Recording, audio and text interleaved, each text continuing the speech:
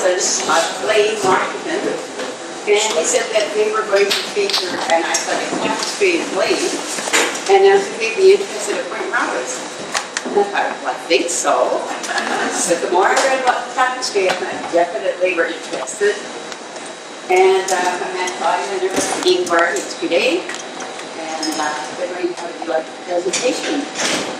So, Claudia, I'm not the best speaker. Thank you.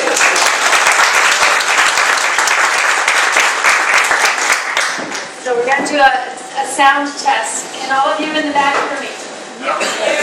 Barely. Yikes. There's 4 chairs. There are 4 chairs here under the tapestry. If maybe the Outer Limits wants to come over here.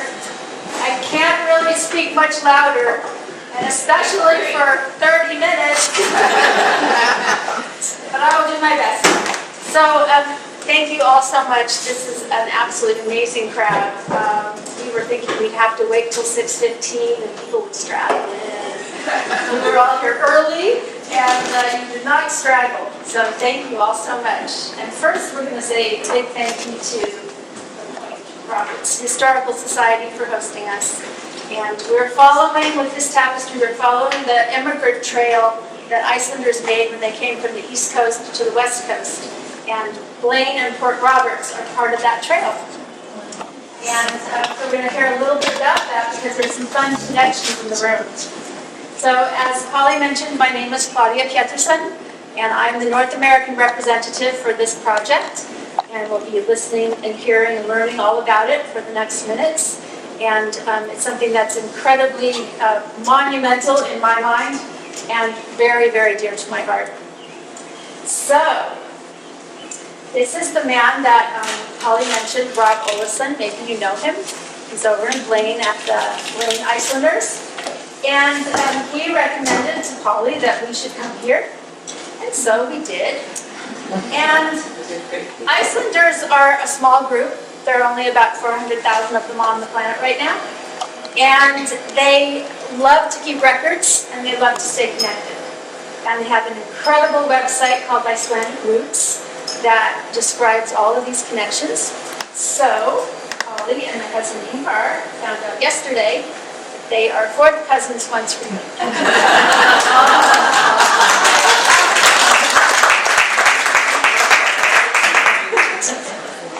And even stranger, that Polly's great-grandfather and my husband's great-grandfather worked at the same store. And that's the black building in the picture. And then Polly's intrepid grandfather, because Icelanders are very intrepid, as we will learn when we talk about this project, he decided he wanted to have his own store. So he had shipped to this little town on the East Coast called Djúpivogur, that building, which they built up. And it is now a lovely hotel. I highly recommend it. And without knowing it, Ingvar and I have stayed there 3 times. So these Icelanders, they know how to do things together. So we're going to start today with something that happened in October of 1975. This was a day when 90% of Icelandic women walked off all their jobs. That means changing diapers, taking temperatures, washing dishes, changing sheets, not printing the newspaper, not working in the hospitals, not teaching school. And they just said, see what it's like without us? It's not going to go well. And this became this monumental day when they literally shut the country down. And from then on, things started to change. 5 years later, this woman, who has come to Point Roberts, she placed a memorial marker in the cemetery. This is Vigdís Finnbogadóttir. She's the first democratically elected head of state on earth. And this was 5 years after they had their day off. So a real change in the culture. Well, it keeps changing. This is now the current leadership of the country. It's all women. And the top row is the city council of the capital city. This little mini row here, they are the leaders of the parliamentary coalition. These are heads of the ministries, the head of what would be the CDC, Chief Justice, the Bishop, and the President.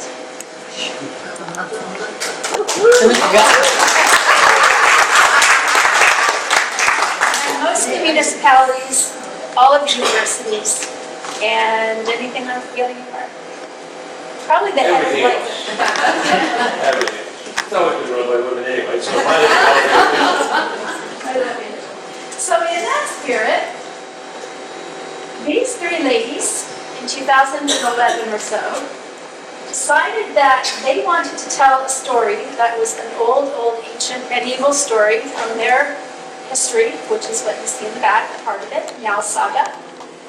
But they wanted to tell it in a new way, and they wanted to bring to life the history that literally was under their feet, where they lived.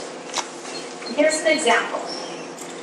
These are road signs in the area where they are, and they describe two of the most famous farms. And these are the farms of our main characters, Njal Thorgerson and Gunnar Hamondrason. And this is Njal's farm. So there's an arrow pointing, there's a house built on this lovely knoll. And then this is the sign to Hlidabrendi, H-L-I-N. That's Gunnar's farm. And just recently, Njal's farm was sold by, I'm sure you by Gunnar. Her husband's a real estate agent, and he was the representative to sell this farm 800 years after Njal lived there. So this is literally part of the landscape of where they live. So Christina Ragna was the artist. She's an award-winning artist. And Christina Bengtsson was a history teacher. And then Gunhildur was the regional librarian. So they thought, well, Vikings are good at tapestries. So let's do one in the style of the Bayeux tapestry, which is housed in northern France. And this is over 1,000 years old, and it chronicles the Norman invasion of Britain in 1066. And they used the same structure and the same stitch. They wanted it to be a community project. So they're going to have local people sew, and people of all ages involved living in the town. And this is where their little town lies.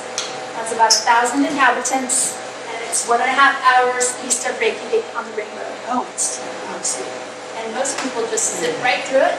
It's rather unremarkable, and they tend to want to go to those famous basalt columns that are at lots of people. That's their point when they're leaving that. They're not going to stop here, but they should. So much happened in this landscape. So here are our main characters. Njal is on the left, Gunnar is on the right. And the saga of this friendship is so important to Icelanders that it is read from start to finish in its entirety on November 16th, which is Icelandic Language Day. So every year, this entire saga is read. They even read it on the radio. They'll have like snippets of this school reading, and then they'll jump to another school, and every library. It's also so important that the motto from the police comes from Njal Saga. And I encourage people at these presentations to memorize this, so if you're ever pulled over for speeding, you can quote Njal Saga, and it's a good try. You might get let off. But you will see, whoever comes to mull you over, this will be written on their uniform. Lögum skal land byggja, laws shall the land be built. So, about 2011, as I said, our founders got together and they gave Kristin Ragna the task of drawing pictures, 80 meters of pictures. And that is the length of American football. So it is a continuous tapestry of the length of American football. And as I said, it was a community project. This has been her husband and a colleague. They're building the frame that we sewed on. And you can see how the room is laid out. Sitting on either side, sewed away. All of the yarn came from Icelandic sheep, and it was spun by the farmers cooperative, which is called Eastex. They hand dyed the wool themselves using local plants. At the top, we have Vanilla, she's straining rowan leaves. And then underneath, they used beet. It was the only thing they could get to make a red color, which isn't like really a native plant, but it is local. And they found that if they kept the temperature under boiling, they would get red, and if it was over, they would get brown. They used lupin not for their purple flowers, but the leaves to make a lovely green. And they had a lot of blues. I like to call this like Bermuda aqua. They did not use Bermuda aqua on the tapestry. But what's been fun is in the embroidery workshops that I teach, we use all the scraps of the linen and the purple yarn. So people get to actually take home a piece of this. The stitch itself is, I'm not going to get too much under the hood for people who don't care about textiles, but I want to give a little background about the stitch. So there is some evidence that this bayeux stitch may actually have come from Iceland to France to be used on the bayeux tapestry. Christine Rathman, the artist, cannot prove this at this point, but what she does know is that the stitch persisted in Iceland for hundreds of years longer after it was lost or fell out of favor on the continent. What it is, it's a laid stitch, and then it's couched over. You know what this is in embroidery. Take a long strand and you tack down that piece. So you get my character, this is who I sew. You get this really accurate rendering. If you were to use something like satin stitch, you'd get something that looked more like an impressionist painting. And you don't want that on something like this because you are intending to tell a story. The medium is beautiful for evoking emotion and speech, as you can see, and it's wonderful for capturing expression. So this is a scene in the saga where the young bride is married, and nobody knows why, but it says in the saga, and it says Gunnar was very subdued after that. Well, she looks pretty subdued. And then the ability to render emotion and images without even having visual expression. So having that contrast of color, this is ominous and foreboding, and yet we're not being told to think that. The wind blowing over the tapestry, and then finally just another example of the ability to capture emotion and expression. So I said that this tapestry lives in the landscape, and the saga lives in the landscape. So here is an example. We live in a condo in Reykjavik, and across the hall is a neighbor, and this is her farm. This is when she goes out to the countryside, what she looks at from her living room window. And it's a very famous volcano called Three-Hithringur, which means three horns. As you can see, when that volcano blew off, it left these horns. And so in the tapestry, because a lot of the action took place in the area, this is one example of how it was rendered. And then another example of people literally on her farmland now, back in those days, plotting to do dastardly things. There you have in the background. So that's just an example of how it's rendered in the tapestry and how these landscape features become part of the tapestry. Well, as we know, this is a monumental project. So we needed a monumental person to take the first stitch. And this is Vilborg Gisladottir. And we talked about how the women have taken over all of the government and all of that. Well, this is the land of overachievers. This is what Vilborg did. She is the first Icelandic woman to summit Everest and one of 29 people to walk unaided and alone to the South Pole.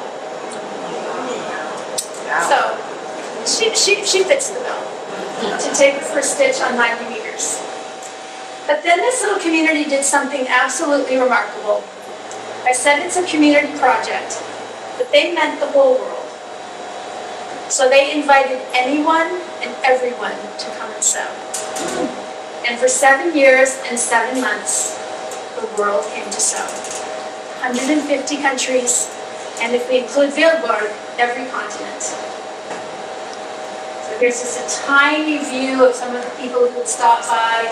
They come on tour buses, they come in private cars, they come just to have lunch like I did and found out that in the other room they were sewing 90 meters of a medieval saga.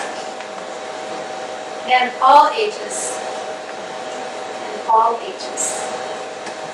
and beginners, and experts, and famous people, and obscure people, and people in sweatpants, and people in national costumes, and academics. Sorry. Too fast. Sorry. Oh, sorry, skipped ahead. Why is this going so fast? I want to go back here. This woman, her name is Abadan Raggio, and she's invited us to come to University of Colorado at Boulder in September. She came 3 times to sew on the tapestry, and this is her contact page at the university. So this is very, very meaningful. This is the cover of a book that was written for, or collected really, for a retiring professor of law.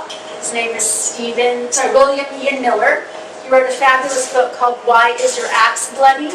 Highly recommended. And it has a lot to do with action in this saga. But he was someone who studied medieval law and was a world expert, and the art from the tapestry is on the cover of his book. And then we have translated into Japanese, and the art from the tapestry is on the cover of that book. And then we have little Meta, who decided for 6-year-old birthday, she was going to come sew on the tapestry. That was her idea of the most amazing party. As we found with my husband and Polly, everywhere we go, we are finding relatives and connecting ourselves through this tapestry to family. These are 4th and 8th cousins we met in Machosen. I was at a conference in Minneapolis, and this woman walked up to the tapestry and she said, I know this. And I said, well, I mean, you're Icelandic, it was broadcast on national television. And she said, no, something else. Oh, I know, the artist was my student. And then this lady here, her name's Maggie, the other people sewed on the tapestry. This lady, Maggie, she's the cousin of this woman. This is Sikafrida. So when I showed up for lunch on that day and found out that anybody could sew on this tapestry, Maggie's cousin is the one who invited me to sew. And something I like to say about this tapestry, you know what, you might not be interested in tapestry or wool or medieval sagas, but you might be interested in something. And this might be a springboard for that thing you always meant to do. And Sigafrida, as you can see, is a phenomenal embroiderer. She decided it was not her thing, and now she makes national costumes as her work. And I have to find a better picture because that's a very subdued one compared to what she does. I just didn't have one that was better. This is Yulia, who I met in Machosen. She came to see the tapestry, and she's from Ukraine. And she looked at the tapestry and she said, hey, he's being given something from my country. So this is a hat that's being given. I'll talk through the tapestry in a little bit. This is a hat being given to our character Gunnar, and it's something that comes from the Rus. And the Rus are a group of people that came down into Western Russia along the rivers. They're Vikings. They actually came from Sweden. They're called the Rus because the Finns called them Ruotsi, and that means rowers. So the name of the country Russia means the rowers, and it comes from Swedish Vikings. Now, one question I was asked was, if you were really bad at sewing, and you came and sewed, and then when you left, would they pick all your work out? What do you think? No. And the reason was, this needs to be the work of many hands and look like the work of many hands. We're not machines, and we don't do everything like one another. And so there's a richness and a beauty in the tapestry because of all those hands. And this is just an example of the practice line. And the top looks a little chunky, and the bottom looks better, but it stays. So as I mentioned, the whole world was invited to sew. And I thought, yeah, okay, that's probably true of other things, but it's not. I have studied tapestry after tapestry that are these giant national or sometimes international projects, and not one of them is crowd sewn. Sometimes the crowd is big. So for example, the Great Tapestry of Scotland, they went around and they invited 1,000 people to sew, but that's still a limit, and you had to show how good you were. So anyway, if someone can prove me wrong, please do. I don't want to pass on incorrect information, but so far I cannot find a single project of this type that is crowd sewn. So as I said, I was one of those people in the crowd, and I started sewing in November of 2018. I didn't realize that they put me up on the Facebook page. So I was looking for something else and suddenly thought, oh, wait a minute, this is me, and this is my story. And they capture it accurately. I was 20 years old when I came across this saga, and it has never let me go. And I highly recommend to all of you to read it. It's like the Iliad or Shakespeare. It just lives on and on. It's just such a classic story. So this was the last day of sewing. It's September 15th, 2020. And there's a television camera in the corner that came to take document the last stitches. And I asked a fateful question. I said, well, where's the museum where this is going? And they said, well, we don't have one. And we don't know how to get one. The government won't build us a building. Well, sometimes I know how American I am, and I said, who needs the government? And they said, who builds museums? And I said, we do. We get a calling card, and we go out and we tell the world, and we ask for their help. And so that's what they decided to do. They sewed the 5-meter tapestry that you see here. It took them 2 years, and I said that a lot of people are going to want to come and hear about this. And these are our invitations, and this is proven to be true. I don't have Point Roberts up there. Oh, good, okay. I didn't have your nice obelisk. I need to fix that. I didn't know it existed until Polly told us to go look at it yesterday. So this is how these Icelanders are threading themselves with you. And if you have friends and relatives in some of these other towns, please have them come by. This was April 5th when Gunhildur handed off the traveling tapestry to me. My husband and I are in Reykjavik, and that's the first conference in Minneapolis. This is the final image on the tapestry, and those are all of our stocks.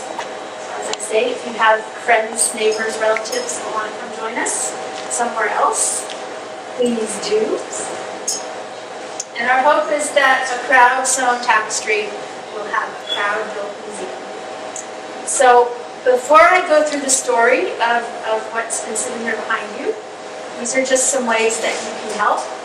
I do have information packages in the back, and they're not just about fundraising, so please take one.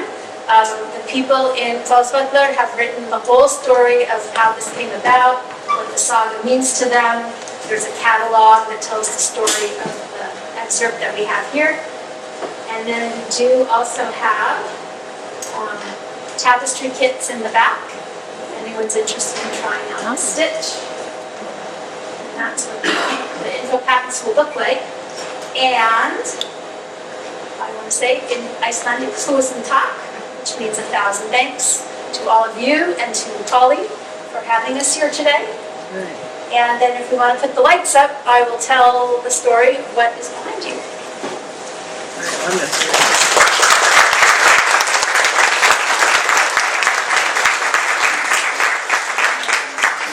You very much want to take